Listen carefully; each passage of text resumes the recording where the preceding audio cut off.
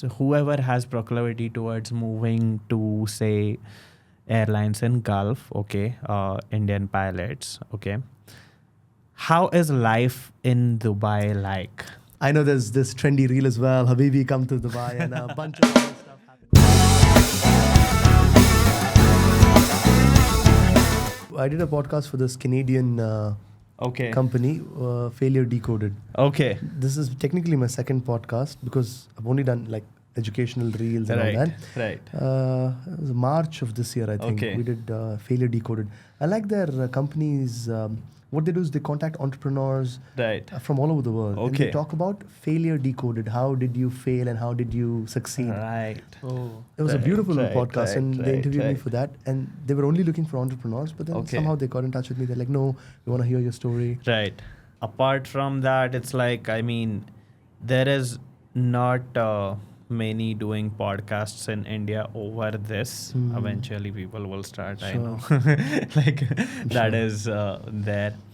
At the same time, it is like a platform to have conversations over that, right? Like it helps because a person who's just starting afresh doesn't know the basic things, like the things that might sound very obvious to you as a pilot, or I as a pilot, or Chintan as a pilot, is not that obvious for a 12th pass who is just starting. Can I tell you my story from 2008? Yeah. The day one, I was sitting in my classroom with a bunch of students all about to start the PPL theory classes. Yeah.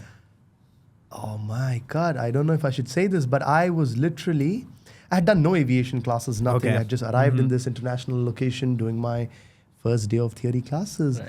And I said something along the lines to the instructor, wait, so the landing gear tires don't have any mechanical motors, mechanical instruments or whatever, running the plane really high speed on the runway. And everybody's looking at me saying, what? No, it's the engines creating the thrust. Right now, for most of you guys who are watching us, that might be public information. Maybe you guys have had good access to these type of informative channels. Absolutely. But I don't know if it was me or I remember back in 2008 when I started my training, I went and I wasn't very sure how thrust, the tires and the basic concept of lift wasn't public information. Yeah. The point is the access to information has become way easier now, and that is what this podcast is. It is to make it even more easy for the back in time. If you had to know that whether Airbus has a motor system that runs the tires, if you wanted to verify that information, then you would have to open the Airbus books, like be it FCOM, FCTM or QRH or something like that. And then only you'd come to know that is there any system like that? You'd come to know, no, there is not. I mean, before I left India, when I went for my training, I remember my cousins or friends making jokes about, which gear are you on? How literally, think about this, which gear are you on before you take off? And I remember these type of questions. So when I went to the training, I'm just like, wait, there's no gearbox? Wait, like what? How do you measure the speed on the runway? What? No. I mean, so these were different. So it was a different world out there. So back in 2008, when you did your training, the access to information was very limited. If you see right now, the access to the person who are captains in an airline is also easy, right? Yeah. So we all have our Instagram channels, right? Sure.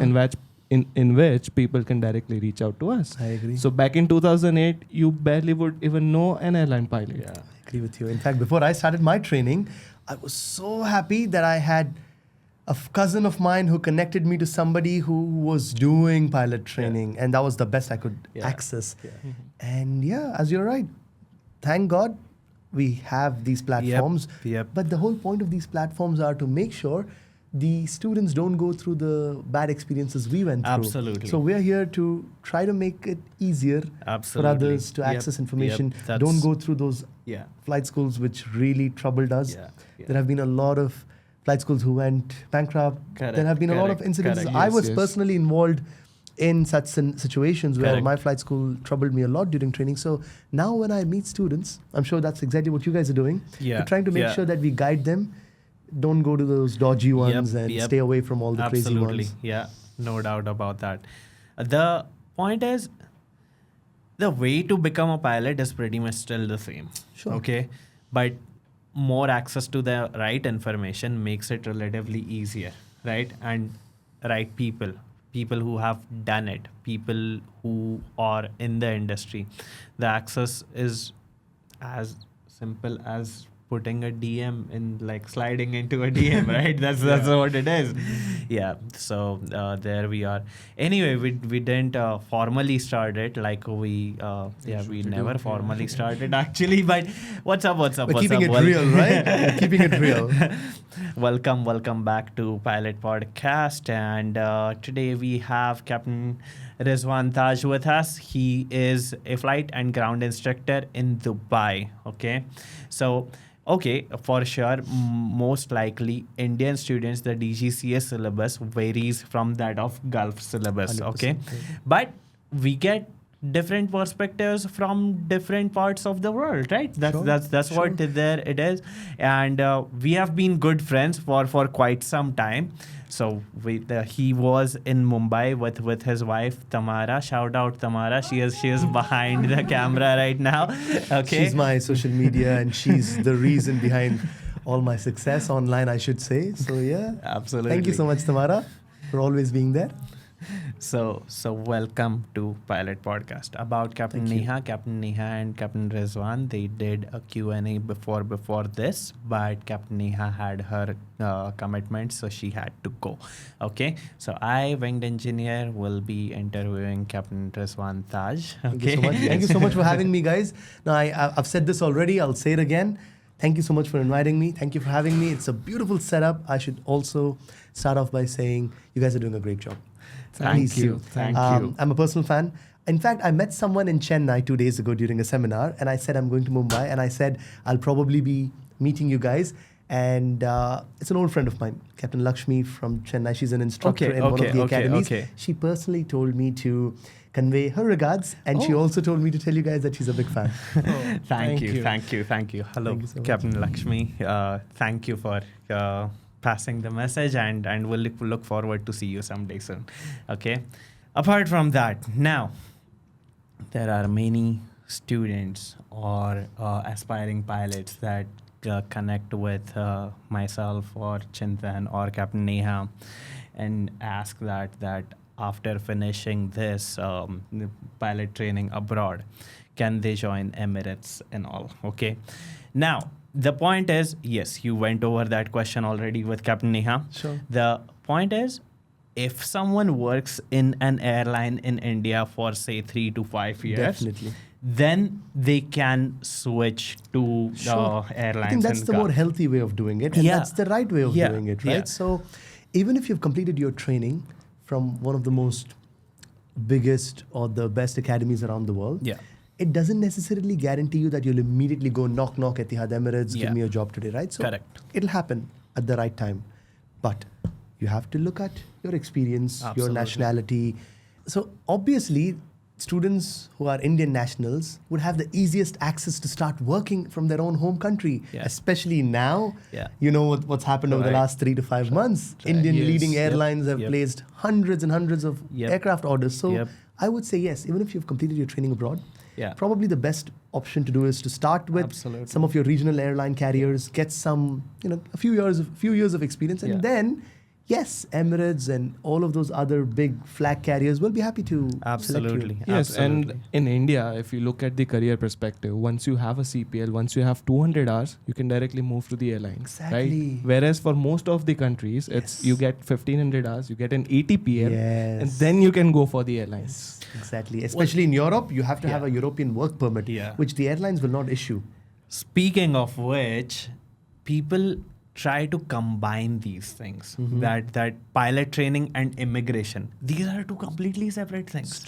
That's true. And that's going to get you in trouble with the visas as well. If you have this mindset where you're planning on immigrating and then you're applying for a foreign visa, and those visa embassy counselors or whatever you call them, they're very crucially reading your applications, and they want you to just go there, finish your training, and go back. Because that is what you have applied for. You applied Exactly. for a student visa, right? Correct. So the purpose of that is to finish your training and go back to your home country, That's right? true. Because he would be, Captain Rizwan would be very, I mean, his perspective on this subject matter would be very precise because he has traveled almost across the world to and doing different basically instructional jobs. He has worked in UK, right? So as an instructor, Yeah. working for my global academy, I was Yeah. placed in Montenegro for 3 years, Okay. right next to Italy and Albania, if someone's Right. wondering. I had no idea where Montenegro is until I arrived in Montenegro. Right. I also worked in the airways industry, the aviation industry. Right. I worked in the UK branch. I worked in Spain branch. I worked in Australia, and a bunch of other locations. So Right. yes, I have experience doing my flight training in the US. So Right. Mm-hmm. I've seen the way how licenses are a little bit different Correct. everywhere. And I can tell you from my experience that a lot of people would look at it as an immigration aspect and you would get in trouble. Just focus on Absolutely. studying. Your Absolutely. job as a student pilot is to Yeah. study, not Yeah. look for a job Yeah. during your pilot training Yep. and distract Yep. yourself. Yep. You end up making a little bit money. But what about Yeah. all that money Yeah. you paid as fees? I know so Exactly. many students who would distract themselves and never complete the training on time or never complete it Yeah. in the way it's supposed to be done. So yeah, you're a student pilot, you're traveling abroad, great, no problem. But just study, finish, Yeah. come back and focus on what's required. Absolutely. That brings us to basically long-sighted vision, right? And your overall career path and overall career growth. Like getting, maybe it might sound very attractive to get at the age of 18, $30, $40 an hour. Okay, Yeah. that might sound attractive. But imagine at the age of 40, if you are a captain in a well-established airline, that number would be very insignificant to you, right? 100%, 100%. Yeah. I agree with you. So, Don't look at something which is Yeah. temporary. Yeah. Look at what's Plus, permanent. and plus you are spending way more than that in your pilot training. Exactly. Absolutely. Exactly. so in short-sighted perspective, like getting the money for Saturday night's party, okay, I mean at the age of 18, maybe a few bucks extra, yeah. a few bucks extra. But overall career, if we look at it, then definitely try to focus on that Yeah. perspective more than what now. Yeah. Like there is an analogy of that. If a child is produced with one marshmallow or one chocolate today, or is promised 3 marshmallows or chocolates after 10 days, if the child chooses 3 marshmallows after 10 days, the likeliness of success, career success or material success in life for that child is more. Oh, It's very so- interesting. But I Yeah. also want to address another real issue, which is what I have noticed. Some of my students and their parents have told me, so we plan on sending our son to one of your locations abroad. He can do part-time jobs and make the enough money for Right, rent and food. Right. I'm like, wait, maybe yes, he might have enough part-time jobs to pay for his rent and food for the month. But imagine the tremendous amount of pressure you're putting on the student. He finishes school, Yeah. flight training, comes back home, Yeah. and he has to work Whoa. this month to make ends meet, to pay his rent and food. And unfortunately, I've seen some students who put themselves in a situation. Yeah. Yes, it's okay. I did my pilot training on an educational loan as Yeah. well. It's fine. Yeah. But you should also plan in a way that you're self-sufficient, in a way that you don't have to rely on that pocket money or that extra part-time money Correct. to pay for your rent and food. You should at least have it covered, Correct. that you focus on studying, you're paying your rent and food, and that shouldn't be depending on your part-time jobs. Absolutely. So Absolutely. basically, this notion has been carried forward when people go for a degree. So when a student goes for a degree abroad, he has 3 days of college and 4 days off. Wow, really? So yes, so for Wow. that I know reason, that. they are allowed to work 20 hours a week in some countries. So that is how they cope up. But pilot training is not a 9 to 5 thing, So or it's you have a to fly. mental- Yes, you it's have a to fly mental 6 thing. days a week. Yeah. Every flight you learn something new. Plus, it's exhausting as well. If you fly 3 to 4 hours Exactly, and it's very you tiring. are learning a new thing, okay, and then 2 hours of pre-flight briefing, 2 hours of post-flight It's a briefing. very draining thing. So drains eight you. 8 to 10 hours of your day you spent at the flight school, and then you have to come back home. You have to prepare your food. You have to study for the next flight. Wash your clothes. Yes. So there's no time to do part-time. So if a student goes for a degree, then yes, they have time for that. But for pilot training, that is not recommended. Yeah. Exactly. Because initial pilot training is a learning curve, right? It is a learning curve. And in that, if someone is doing these additional tasks, it takes even longer for the person to learn this, and then certain additional training is required or something, and what Yes. that costs is way more than what the person has earned in I that shot. personally heard the story Yeah. from someone just yesterday. Yeah. They told me that they sent a student Yeah. to, without naming the country, to this one Right, foreign right, country where right. they do have easy access to Yeah, jobs. yeah. And during the training, the guy started catching up, and Right. he started doing some Yeah. jobs, and he got so interested. Mhm. He never completed his training, and he is doing very well for himself, but he's in irrigation. He is in the farming and irrigation industry Right. in that country. Right. Apparently, he's making good money. But Right. no, but wait, the point is, you were supposed to become a pilot. What happened to your dreams? Right. You Right, went there to become a right, pilot, right, come right. back, fly for an airline. Right. And fine, you settled there, okay, but in farming Yeah, industry, yeah. Yes. something yeah, else. But anyway, Yeah, so yeah, please yeah. be careful about Yeah, these things. yeah. Yeah. I mean, see, the whole point of going over this conversation is aspiring pilots who want to do their flight training abroad. Okay, they time and again ask that can I do my flight training there and then settle down there? Okay, so the question we are addressing, all three of us are addressing today, is basically keep those two things separate. Okay, flight training is a separate thing, immigration is a separate thing, completely different things. Don't try to mix it. Neither will go smooth. that is all we mean. Two boats, yeah? The example of legs on a two boat, yeah? Yeah.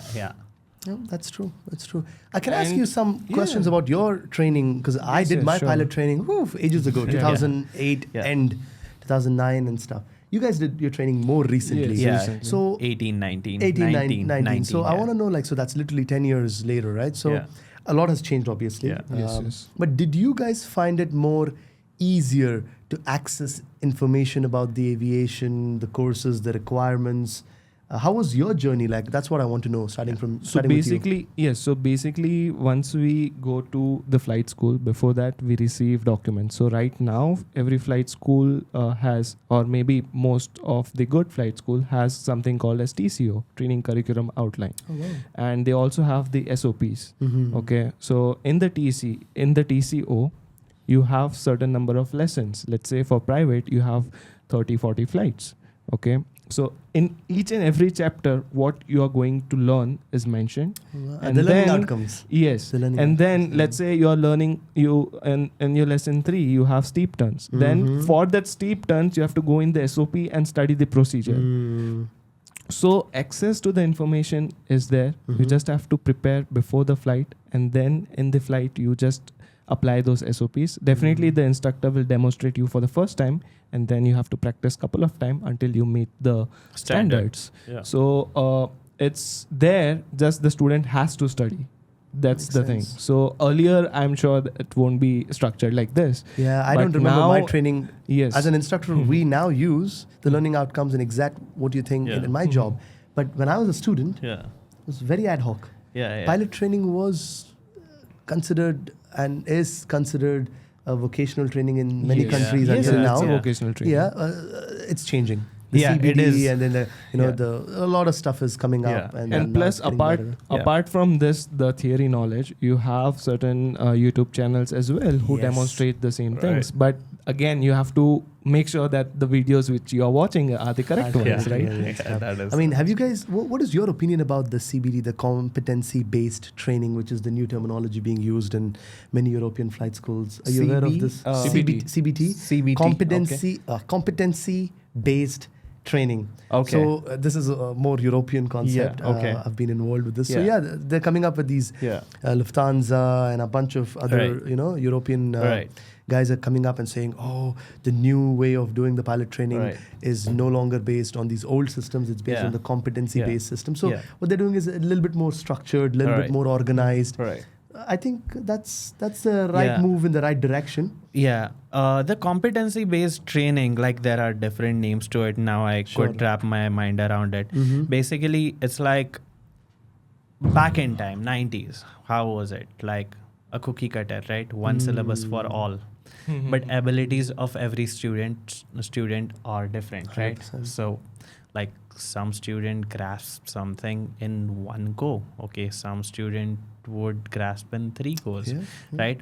So there are acceptable limits within that. Like that is how it is.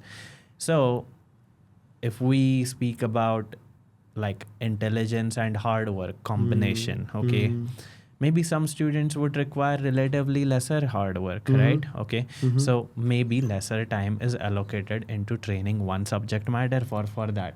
So is that what CBT is structured Yeah, around? so CBT is also basically what they do is they try to take the training and Yeah. structure it based on every single lesson, like how we said the Right. learning outcomes, Right. and it's more structured in So that way. CBT is something similar to on-demand classes like we have. Yeah. So everything is structured. Yeah. You get Yeah. the login ID and you just Yeah. go in and you Yeah. watch the lectures which are structured Yeah. in the Yeah. pace of flight training. Correct. So Correct. if someone takes little bit more time to Yeah. study, they can Yeah. watch it twice or Yeah. thrice. Yeah. So CBT, now there is computer-based Computer-based training is training. one, Oh, yeah, that's and the the different one one. and the one Yes. he is talking Yeah. about is basically personalized training Trainings, modules. yeah. Okay, it's It's no like- longer a number. The Yeah. academies are now saying, let's look at every student's strengths yeah. and his abilities, and then Weaknesses weaknesses, yeah, and yeah. train accordingly. So that finally everyone meets at the same level and same standards I mean, ultimately. Have you Yes. noticed in a group of 10 students, if they all started their pilot training, not everybody reaches the solo stage or Yeah, the PPL yes, stage yeah. similarly. Definitely. Why? Because they're all at the same level. You can't judge them all at the Yeah. same level. So Yeah. that's Yeah. it's an obvious concept, Yeah. but Yes. it's a new And it's- concept implementation. And it's Absolutely. also important for the student to be in the right mindset. So if some student is slow, let's say, so there is always a comparison between two students. If someone Yeah. does their solo in 25 hours Yeah. and if a student doesn't reach in 25 hours, that student kind of gets demoralized or demotivated. Yeah, very true. So Right. that should not happen because everyone has their own pace of learning. Exactly. Okay, so ultimately both of them will get the CPL. Okay, yeah. just little bit longer you took to Exactly. learn. So Yeah. there's See, nothing I- wrong with that. I right? did my solo, like I was the first in my class or group Okay. to do it, but I was not the first to finish my PPL. In fact, Alright. the opposite. I was, I think, one of the last students in my group to get my PPL, Right. but I was first to reach my solo. Solo. Yeah. So I think, yes, there was definitely, I was like, oh wow, there was definitely that, oh, I'm the first Yes, in the yes. class, but then right back at you, Right. like PPL, I Right. was the last. So Right. I guess what I'm trying to say is, I'm telling you, these things happen. As Yeah. if you're a student who's about to start your training out there, Yeah. don't compete with Yeah. each other in the Yes, class. yes, Compete definitely. with yourself. I know I'm quoting some Yeah. famous movie statements, but your No, competition is with yeah. yourself. Absolutely, definitely. Because the point is, this is not something that you are gonna do for today or tomorrow or next 1 month. This is what, if you are an aspiring pilot, you are gonna do this for rest of your life. Sure. Okay, so true. this is the game that ends when you retire. So if you wanna play it for that long, might as well treat it like a marathon and not a sprint, right? That's what it is. Anyway, coming back to the topic that, yes, so afterwards, once, so whoever has proclivity towards moving to, say, airlines in Gulf, okay, Indian pilots, okay, how is life in Dubai like? Okay, so I Like live in once Dubai. you are done with CPL, type Yeah. rating, working in an airline, getting ATPL, gaining hours, A couple of years of flying in maybe India. 3 to 5 years Easily, in yeah. India. Then if you want to move, yes, you Yeah. do have that option then for sure. So that time, how is How's the life life? in? I know there's this trendy reel as well, Habibi come to Dubai, and a bunch of other stuff happening. I know there's a lot of interest in the Middle Right. East, and Based in Dubai, I Yeah. think I would definitely tell you that it's nice. It's Right. definitely I'm sure. beautiful. It's a Yeah. different it's a different world out there. Yeah. I think my personal reasons, yes, it might be a little bit hot sometimes. Yeah. But other than that, I think the culture, everybody respects you, Right. no matter which background you're from, your religious background, your cultural Right. background. I think that's why people are actually flocking towards the Middle East Correct. right now. So most of the countries, it doesn't matter. You're well Right. respected. Right. You have Absolutely. all your freedoms. And I Absolutely. think that's why it is a good place. I think, yes, if someone is considering moving, Yeah. it's a very good option. Yeah. Once you have your requirements, once you have a few years of experience Yeah. in India, you can. Yeah. Yeah. I know there's UAE, Qatar, and a bunch of other options in the Middle Right. East. Life is good. Safety-wise, I would say Absolutely. I definitely feel a lot more safer. Like I'm Okay. originally from Bangalore. Right. I wouldn't be very comfortable walking around late in the night in most Is of Bangalore my... unsafe? It's not. It's Right. not. But I still, when I compare it to my... So, uh-huh. I mean, Dubai is where Right. I am most of the time now. Right.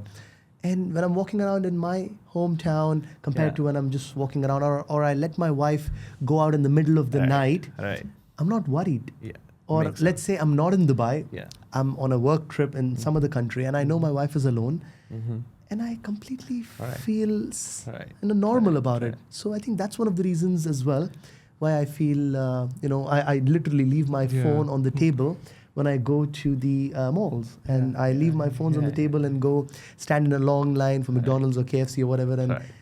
I leave my wallet. Sometimes we leave our cars with the keys. So yeah, there's definitely that makes sense. safety. Mhm. I think we're used to that, Right. and I think that's one of the reasons I feel Absolutely. it's a good area. Absolutely. But back to the aviation. Yeah. If you're looking at it as a aviation job Yeah. market, yes, it's definitely a good one. They're expanding a lot. Right. They will not hire you immediately after graduation, probably. Yes, but definitely. if you're an experienced pilot in one of the airlines, yes, I think it's a good option for you. There's good Absolutely. requirements, and they, compensate you with Absolutely. good remunerations as well. So Yep. yeah, in a nutshell, it's a good option, I would say. Definitely, definitely. Also, the taxes are lesser, right?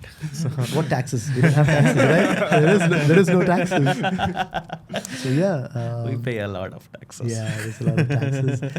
We don't have any taxes, but there are some other things you end up paying in a way. But yes, you might not have taxes, but definitely the cost of living is Yeah. a lot more higher. Definitely. You pay tolls, Salik. I mean, yes, but still, I think it's okay. You can't compromise on safety and all Right. of that. Mhm. So I think Right. it's probably I wouldn't leave for anything else right, Right, now. right, So right, I've had right. a couple of my friends who are like, you've spent more than a decade in the UAE. Why Right. wouldn't you try to move to Right. Canada? Mhm. And Right. I've had a bunch of those options, but I always Yeah. feel like my home country is just 3 hours flight away. Yeah. I can always Yeah. visit. So I think Middle East, from that point of view, Right. it's right, easy right. access. Absolutely.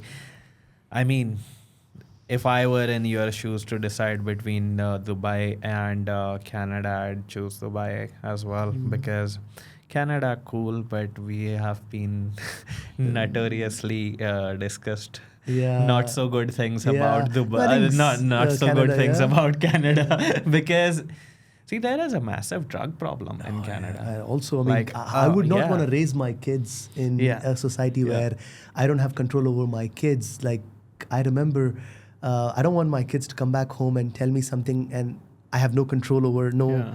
you should not be doing this. Yeah. I mean, Mhm. that's a little bit too much, I would say. We come from a different cultural background where I still feel our kids should be raised the way Yeah. parents Yeah. want them to be Yeah. raised. Right, right. So anyways, but yeah, I and think yeah, definitely Dubai is multicultural. Like whole world is there, and people like move their businesses even from Western countries Sure. to Dubai, and yeah, it's pretty. I think we have the highest. I wouldn't be wrong if I would say the highest population would be Indians in the UAE. I think out of I'm sure. Okay. I'm sure about it. I can look it up, but I'm Okay. 99% sure out of the 11 million people, Okay, which is probably the population of Mumbai, or right. Right? I don't know. Mumbai is one Like, crore. Yeah. yeah, 10 million. Yeah, 10 10 million. million. Yeah. So 11 million population of the entire country, and I think Right. Indians are the majority. Right. So I think it's a very comfortable place, I Right. would say. But Yeah. anyways, moving on from an aviation point of view, Yeah. the whole world is opening up. I think Absolutely. European airlines are also badly in need of pilots. Correct. Yes, Uh, recently in the US, there is a circular pass to raise the retirement age of pilots from Yeah. 65 to 67. So if that bill is passed, then Yeah, pilots can retire at the age of 67. Yeah, that is for FAA. Right? FAA. FAA, that But what won't about be- the Australian regulations changes happened, which I think it was in the news 2 months I ago. have no idea. Yes. So I made a I do these news Right, updates right, every right, Wednesdays. right, I talk right, about the world of aviation, Yeah. any big things which have happened. Yeah. So on one of the Wednesdays a few weeks ago, I made this news to airmen update where I spoke about how Australia, for the first time, probably in the last decade, Okay. is hiring non-Australian nationals. Oh. Wow. So it's information out there. I'm not promoting Right, it. I'm not telling you right, guys right, go, right, right, but I'm right, telling right. you that Right. it's happening. Yeah. Yeah. But that's a good thing. The whole Yeah. world is looking for Absolutely. pilots. Absolutely.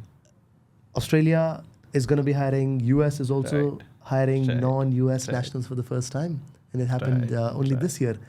But there's more pilot requirements in Yeah, India. Yeah. Yeah. If you look yeah. at the statistics, Definitely. definitely the number Yep, of yep, pilot yep. required in India is just phenomenal. you know, Absolutely, compared to US or absolutely. Australia. Guys, and again, when we say anything on this is not about what you should do and should not do. It is like we provide you information and decisions require information. Okay, so our job here to provide you as accurate information as possible, and based upon this information you can make your informed decision like what you want to do with your life. Okay, Exactly. we are not the ones whether you should become a pilot or should not become a pilot. We are not the ones which country you should become a pilot from and do your flight training from. But we will be the ones to tell you what we did, what we find suitable. Okay, that is what is our opinion about any of the subject matter. And based upon that, you can make your own decision. And yes, It's a free country. I mean, everybody's free to do what they want. While saying that, one thing I'd strongly say is we have only your best interest in mind at any given point of time. And I would always end by saying, look for some of the most important reasons Yeah. why a flight school is the right choice for you. Right. Definitely. Good aircrafts, Yeah. good instructors. Yeah. I think these are two things which is the most important in every flight school. Yes, the management can be sometimes Yeah. annoying to deal with, but at the end of the day, Right. if a flight school is offering good aircrafts, Yeah. safety, don't compromise on safety. Yeah, absolutely. Don't go to a flight school just because they're a little bit more affordable, but Yeah. they have had a very horrible safety record. Yeah. Don't do that. I know a lot of students tell me, oh, but Absolutely. this flight school it's a bit too much. Oh, but this is a little bit cheaper. Yeah. Yes, but if they're cheaper and safer, no worries. Yeah. But if they're cheaper but with compromising on safety all the time, your life is worth Yes. more. But ultimately, I feel like any given country, the flight training pretty much medians around the same number. Sure. Like if you go to the US, it'll cost something. Okay, Yeah. if you go to the New Zealand, if you go to Dubai, if you go to Europe, any place, it'll cost pretty much the same. 10% plus minus can be there within different flight schools, unless it is a flight school like some like big name or something. Then that is. I mean, at the end of the day, you get what you pay for, right? Absolutely. If you have paid this much Yeah, higher amount, yeah. yes, it's Yeah. justifiable in some Right, ways. Maybe it's right, better aircrafts, right. newer, faster training. Absolutely. So yeah, definitely. But make a well-informed decision. Yeah. At the end of the day, we are Yeah. only here to give you the information. Yeah. And as I always say, there's no blanket statement. Yeah. Not every Indian student has to do the exact same Yeah. style of training Yeah. in the same location of the Yep. training. Depending on your budget, depending on your aptitude, and Right. there's so many other things. Right. Depending on where you plan on working in your Right. future, Right. there might be one pathway which might be better for you. So Right. there might be another pathway which may or may not be the right for you, Right. but your Right. friend, Yes, yes. for, Yeah. for him, it's probably the right way. Yeah. So don't always be like, oh, my friend went to that academy, so I'm just gonna like, Yeah. go Absolutely. behind him. Absolutely. Blind following. Yeah, don't just blindly Make sure you follow. do your research and then make the correct option. So Definitely. as many aspiring pilots are watching this podcast, so they have a question in mind. As you are a flight instructor, you would be the right person to answer it. So before day one, like let's say before the first flight, what do you expect the student to learn? In fact, I've had this discussion with a couple of students. I expect them to unlearn any bad habits or anything Yeah. they have learned. A lot of times as an instructor, I'm one of the first faces students see in our academy. I'm one of the level 1 junior instructors.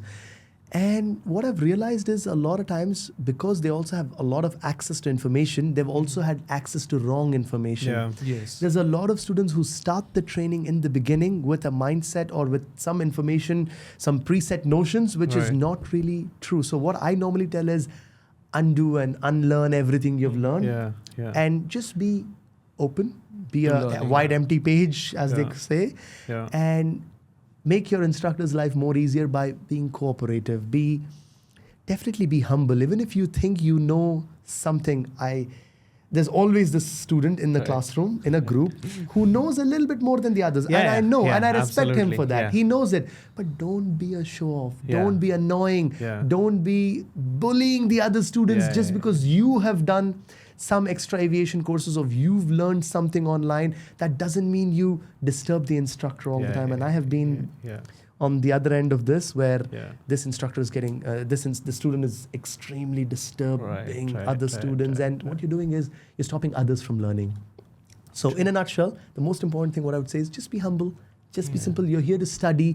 Even if you know this topic already, I'm sure there would be. until I ask you, yeah, don't yeah, give yeah, me the yeah, answer, yeah. and so on.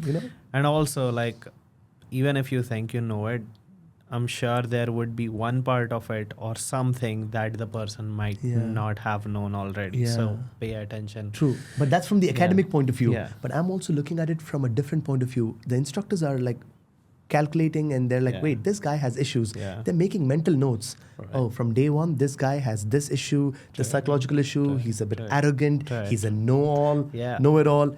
Those characteristics or those, they Yeah, don't yeah, they yeah, don't yeah, gel yeah. with a professional airline pilot. Airline pilot, So yeah. eventually, what will happen is if you don't work on those Yeah. characters, the characteristics, Yeah, yeah. it'll grow, and then eventually Definitely. it will backfire one or Yep. the other day. So Yep. I would say Yep. just be nice and humble. Yeah. Your instructors are trying to help you, Right, and just. right. How is learn. it like flying over Dubai?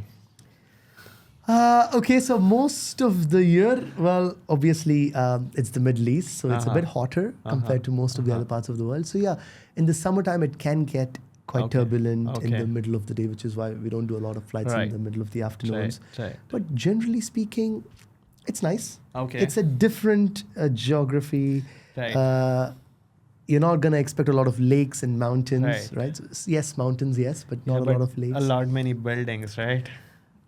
Yeah. So when you're doing your training flights, Yeah. you're not really towards the City, towards the city part, airlines. right. You're mostly towards the shoreline, inlands, towards the Okay. desert areas. Okay. So yeah, you do see the skyline from far away, Right. but you're not really over the skyline. Okay. You're not okay. really close to the skylines much. Right. It's a different world out there. Right. I would still ask students to mix it up. Yeah. Maybe doing 100% training in just one type of location where it's 100% Yeah. flat. Maybe not. Mhm. Maybe is not the best. You can mix it up a little bit, Right, so that you have right, different right, experience right, flying right. over different Correct, terrains. Correct. Yes, because you do get 'Cause- different perspectives when you fly, and you get to learn so many. So when Exactly. we were training in the US, we had a list of around Yeah. 30 airports where we can Yeah. go. So we Yeah. used to go to different airport each day. Sure, so every day sure. we learn something new. It's the same thing. I mean, some of the locations where the academy I work for trains in, Yeah. Europe and Australia, and we always have that surplus amount of locations, lakes, mountains, combination of greenery Yeah, and dry areas. I think you need to choose. Definitely. Well, Like based in on, Florida, you have flown from Florida, right? So Florida is like down south Miami side. If you take VFR, Oh, you yeah. can fly at 500 foot above the shoreline, like little bit offset, like in the sea, and Yep. and all the buildings are like passing by. It's just so beautiful. Yeah, and it's you so see the beautiful. sea along Yeah, with the yeah, row yeah, houses. Oh yeah. Oh, I've been there, and then yeah, it's beautiful. Yeah. Absolutely. Yeah. So that's what. What yeah. would you say would be the best pathway for a student? Like, one of my questions I get a lot Yeah. is I get asked on Instagram, should Yeah. I first do my flying Yeah. and then do the Indian DGCA written exams after Okay. I complete my CPL and Right. come back, or Right. should I start, do all the theory, Yeah. written exams, Yeah. clear, and then fly abroad? What would you say? As It's your always opinion? recommended. Like I finished my DGCA exams before going for flying, or Okay. before even applying for the pilot program, that Okay. cadet pilot program Okay. that I did my training from. And in my opinion, that is how it should be. That is my strong opinion, because the recency lapses otherwise. One. Or unless you do, well, obviously. Yes. Second is, recency lapses because to finish all 3 exams plus RTR within 6 months. Okay, within 3 months, month or 2, you can get done with DGCA exams if you have computer number already. If someone doesn't have a computer number itself takes up about 1.5 to 2 months. That too, if it gets approved in first go. Okay, and if it doesn't, then another 2 months are gone. And then, basically, as soon as you get opportunity, you give the DGCA exams. And so Chintan had computer number. Okay, so when he had gone to the US, he came back and then finished on CNTAA's online portal in a month. And within month, he finished all 3 papers. So 30 days, he finished all 3 papers. Okay, so if you are ready to put 13-14 hours a day, sure, you can do like that. But at the same time, then there is also flying conversion required. So might as well get done with DGCA exams and primarily medicals. Wow, okay. Interesting. Before going what for would you flight say, training. just to be the devil's advocate here, just to counter that and be the devil's advocate, what would you say to people who say, but you're doing all the written exams and studying as route memory, and you're not actually understanding how flying is done. You're not really flying the plane, but you're doing all those written exams based on just mugging up, and that's what I hear people saying. So it is actually a good ground school's part that to show and illustrate the examples, what it'll look like when they go in flight training. So my point of view about it is, for me, it was way easier to understand flying because the knowledge was already there. Now is the skills time. But do you feel like people are, okay, you understood the theory and then went and did the flying. Do you agree to many people who say that they're just memorizing and doing the written exam and then they go fly? That again is a lot of instructors' job. That because see, there is a, I believe, Japanese summarized quote saying that I read and I forget, I listen and I know, and I experience and I remember. Okay, it's like that. Okay, so if we look at flying, fundamentally what it is a skill, right?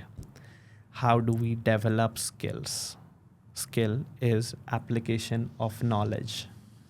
So knowledge needs to be there before you apply it. Now, to your point, which is valid, okay, some students tend to mug up. Yes.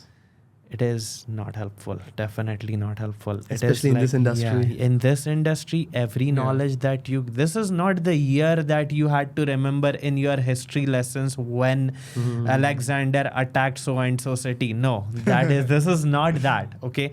This is for real. Like any piece of information that you gain is gonna be most likely applied in the cockpit. Sure. So that's why at CNTAA we focus on the concepts, like understanding the concepts. Even I'm sure when you teach, you focus on the concept. Like when you understand the concept, you are most likely going to be able to apply it in different scenarios. And I always tell my students, just because you got 75%, don't be too happy.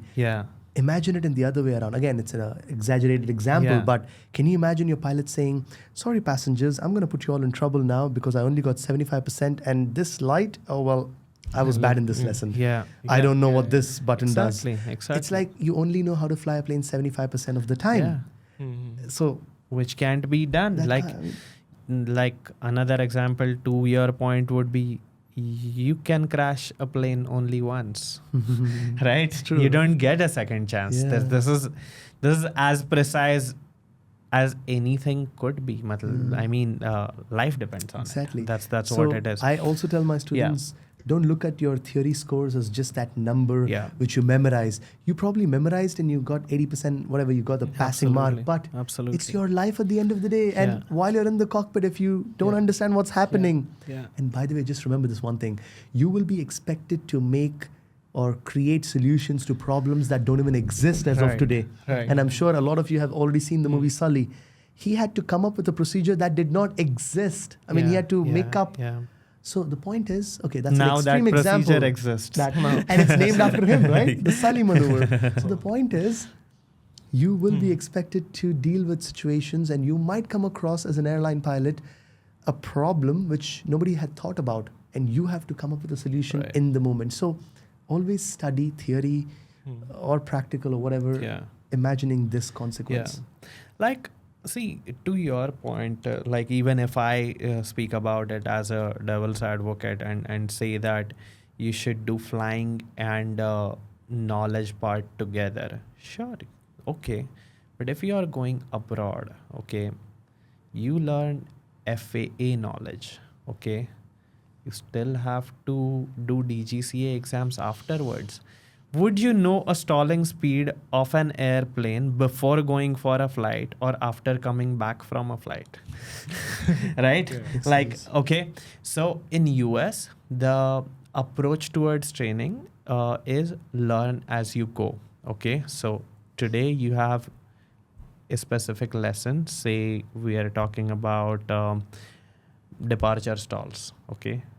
Still, you gain the knowledge before going for the flight. You do a briefing before going for a flight. Okay. You learn about the procedures to overcome a departure stall. Right? You learn that. You learn the knowledge. And then you apply it in flight, actually. So that is developing a skill. That is application of the knowledge. Right? Now, after doing all this, then you again have to do DGCA exams because you didn't do it before going for your flight training. So take it like DGCA exams for Indian students. It would be like onboarding to aviation. You understand the like a terminology. foundation. Yeah, the Yes. foundation, Like a foundation the basic course, concepts.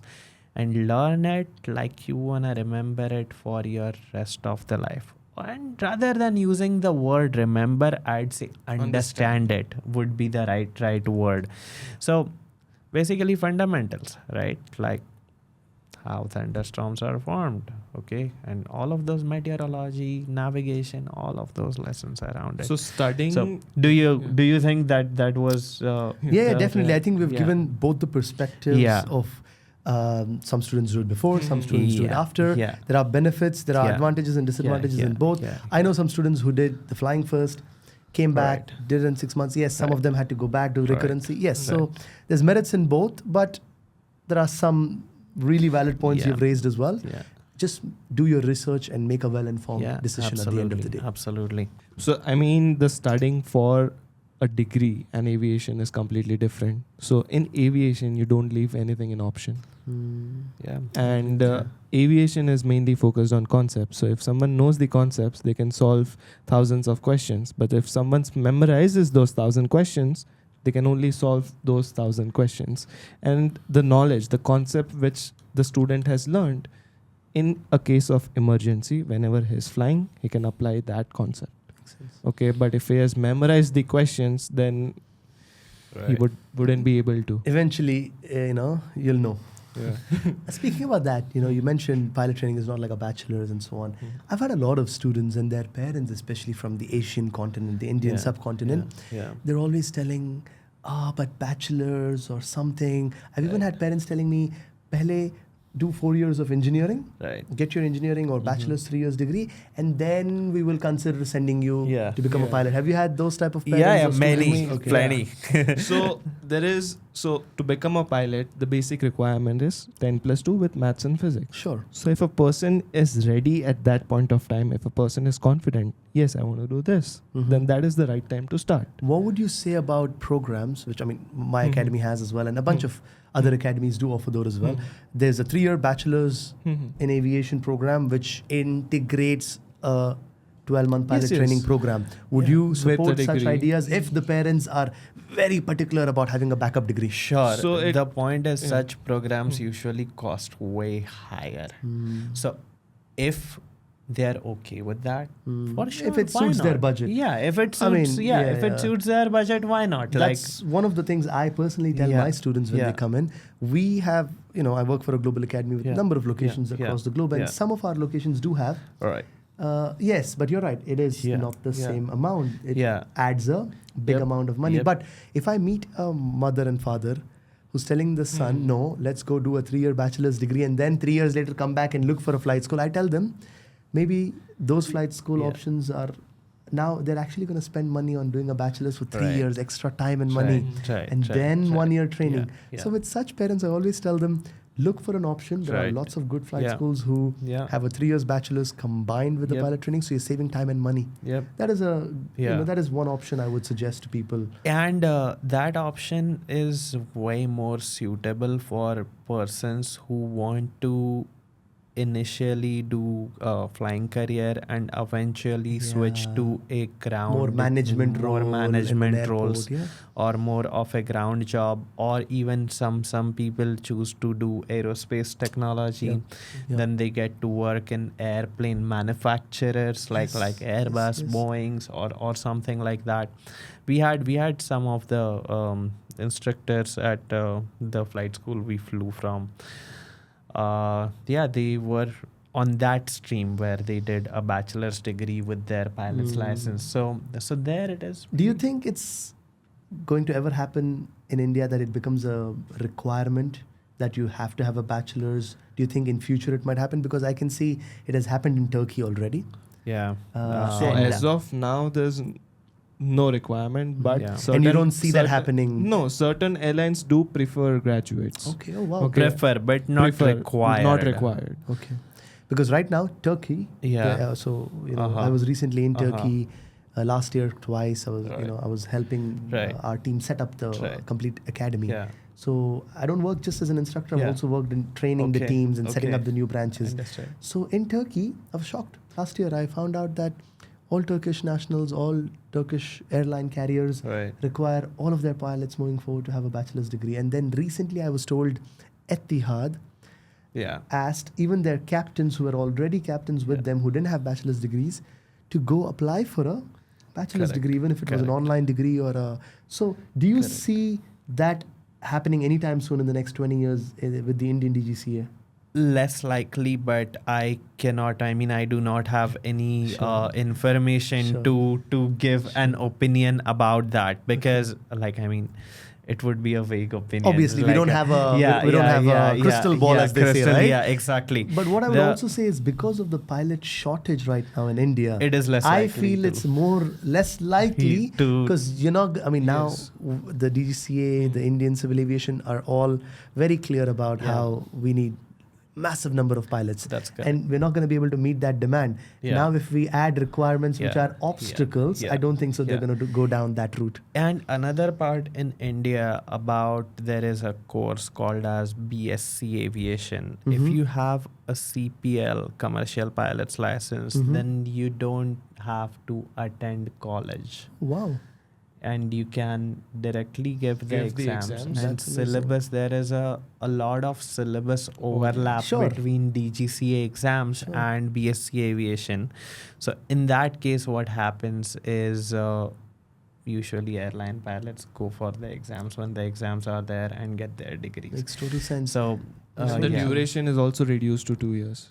Yeah. So basically, they get credits for it. Yes. Yeah, they Just get like credits. most of the international yeah, universities Yeah, would do. correct. That's how So it is. this is just information for you guys out there. Maybe someone, this might be very useful. Yeah, Someone yeah. wants that bachelor's degree to convince their parents to let them start the Yeah, pilot training. Yeah, And again, absolutely. like he was telling you guys, we're just giving you all the options out Yeah. there. We're not telling you this is better than this or this is better than this, but you need to make a well-informed Yeah. decision. And Yeah. that's why we're doing these sessions to make sure we educate the masses. Yep, absolutely. Thank you so much for having me. And I think it was a brilliant session. I hope all of you have learned something new today. And if you have more questions, I'm sure contact us, comment below, and we'll be more than happy to answer any Yes. more questions you have. Thank you for your time. You have made some time out of your busy schedule for this podcast, and to share your insights about flying in Dubai, to share your insights with student from an instructor's point of view. So thank you for that, and we'll see you again soon. Thank you so much. Absolutely. And if anyone of our audiences want to get in touch with you, how can they? I think I'm more active on Instagram, pilot_Rizwan Taj. That's Okay. probably the best way to reach me. Absolutely. I have a small YouTube page, but I haven't started, Okay. posting it Posting much. videos. But then, yes, I do have plans. Hopefully soon. Absolutely. But yeah, Instagram, pilot_Rizwan Taj. Thank you so much. Absolutely. Great. Okay. Thank you. Thank you so much Yep, once again yep. for having me, and all the best with your next endeavors. You guys are doing a great job. Thank you so much. Big round Thank of you. applause to Next time guys. we can meet in training center. Definitely. Okay. Definitely. Yep. All Thank you right. so much. Thank you. Okay, thank you so much. You're the fun